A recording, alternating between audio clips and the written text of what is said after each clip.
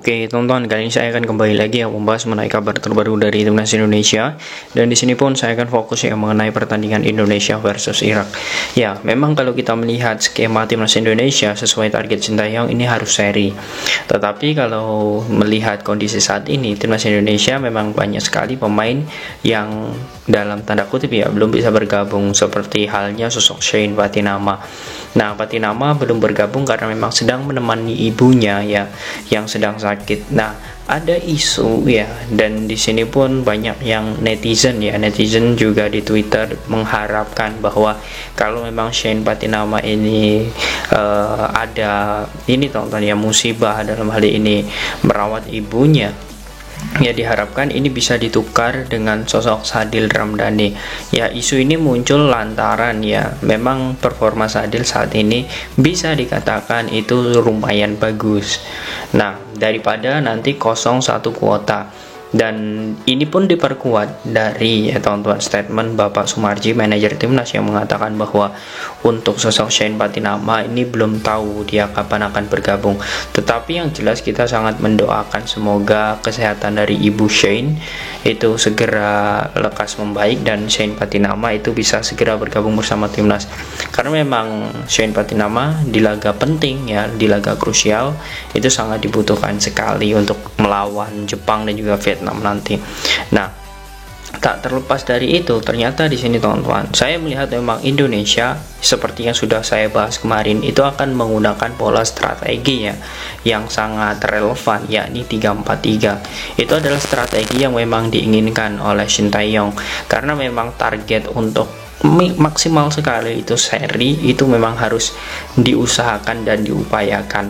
Nah, dengan menempatkan sosok Jordi Amat, kemudian Elkan Bagot dan Rido, ini menurut saya akan menjadi opsi.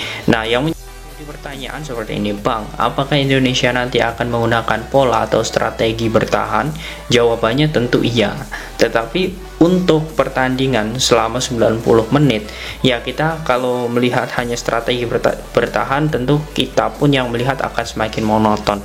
Tetapi kalau saya boleh melihat beberapa pertandingan terakhir saat melawan Libya dan juga Iran, itu ada beberapa opsi yang sangat bagus, yakni di mana sosok Hafner dan juga Ivar Jenner ini adalah otak penentu serangan timnas Indonesia.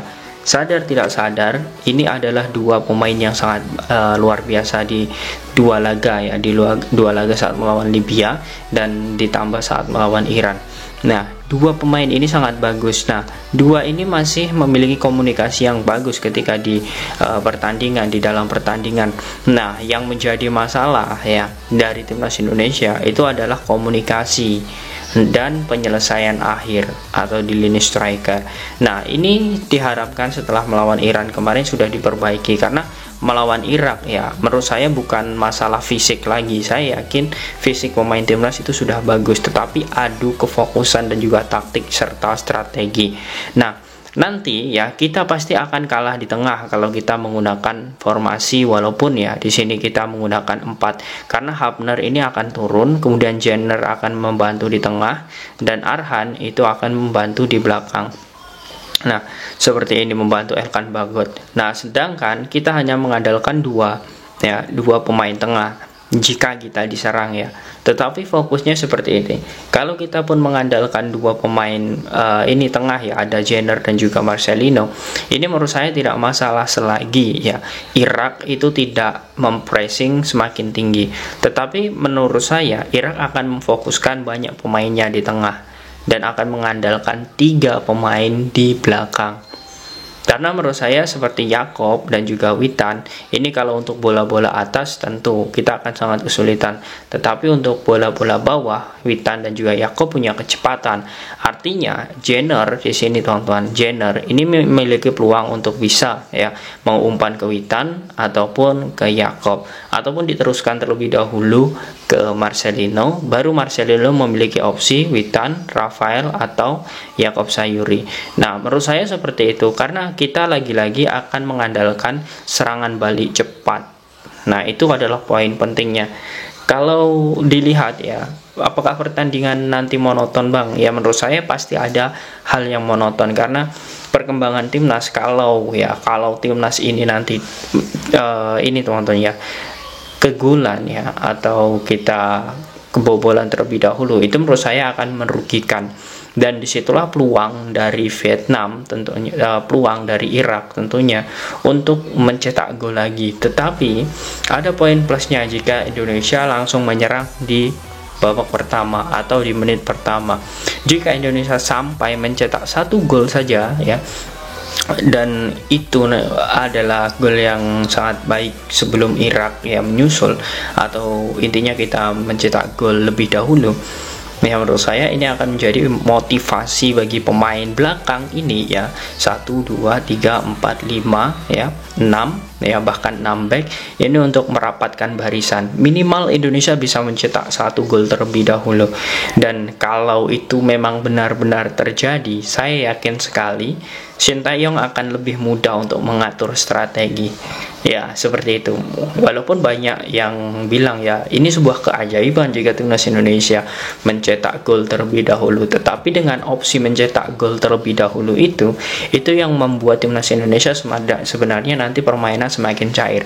Boleh dites saja kalau tidak percaya, karena Sintayong ya tidak ada opsi lain ya. Kalau ingin memperbanyak pemain di tengah ya, walaupun dengan formasi 3-4-3. Nah, bagaimana dengan lini striker kita? Apakah kita bisa dalam lini striker ini meredam ya, dan juga bisa masuk ke dalam area kotak penalti dengan mudah dengan back-back Irak? Nah, itu juga menjadi tanda tanya besar. Dan artinya di sini saya melihat bahwa Indonesia untuk saat ini memang skemanya seperti itu, harus menggunakan 6 back, kemudian serangan balik, dan juga mencetak gol. Dan opsi yang paling penting, semoga saja Indonesia bisa mencetak gol terlebih dahulu, itu adalah opsi yang paling penting. Nah, itulah teman-teman kurang lebih bagaimana kabar terbaru ya. Dan kalau melihat untuk isu Patinama ditukar dengan sosok Sadil Ramdhani, menurut saya sudah tidak ada waktu lagi untuk membahas masalah hal itu, karena skuad ini sudah final. Dan kita tunggu saja, semoga sosok Shane Patinama ini segera bergabung nantinya bersama timnas, karena memang Patinama ini sangat penting sekali ya, kontribusinya juga sangat baik bersama timnas, dirinya juga rajin ya dalam membantu penyerangan dan juga pola bertahan. Tetapi saya juga sangat yakin kepada sosok Arhan, artinya ini bisa menjadi berkah tersendiri kepada Arhan, karena dirinya langsung menjadi ya kepercayaan ya, orang kepercayaan Sintayong untuk menggantikan sosok Shane Patinama. Diharapkan lagi-lagi ini, kalau saya melihat tiket terakhir ya, Indonesia ini untuk supporternya yang datang ke Qatar itu